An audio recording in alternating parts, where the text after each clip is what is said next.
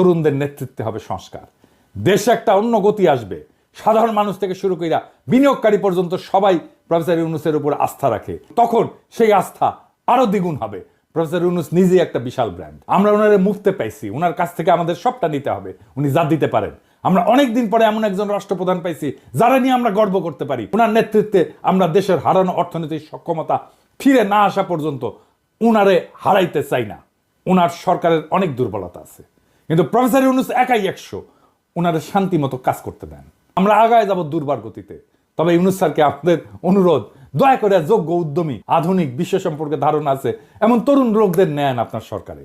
বুড়া খাটাসগুলোকে বাদ দেন মেহরবানি করে। আর বিএনপি এই জন্যই কথা বলার সুযোগ পাচ্ছে, এই জন্য নির্বাচন করে তরপাচ্ছে। বিএনপি নেতাদের জন্য আমার একটাই মেসেজ, আমি যে চ্যালেঞ্জগুলোর কথা বলছি, সংস্কারের কথা বলছি, 31 দফায় জুলাই অভ্যুত্থানের কথা না থাকার কথা বলছি, এগুলোর উত্তর দিয়ে দয়া করে নির্বাচনের কথা বলবেন।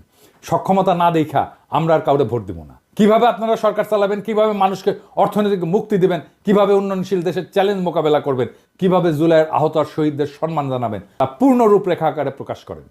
জাতির কাছে আপনাদের প্রতিশ্রুতি দেন, আমরা তখন বিবেচনা করব আপনারা নির্বাচন করার যোগ্য হইছেন নাকি হন নাই। তার আগে নির্বাচন করলে আমাদের প্রতিবাদ চলবে। আমাদের বিরোধী বানায়েন না, আমাদের শত্রু বানায়েন না, আপনাদেরই ক্ষতি। জনগণ আর মার্কা দেখা ভোট দেবে না, মানুষকে বলদ ভাইবেন না। জনগণ ভোট দেবে যোগ্য এবং দক্ষ প্রার্থীকে। ভোটের আগের হিসাব আর চলবে না, টাকা দিয়া ভোট কেনা যাবে না।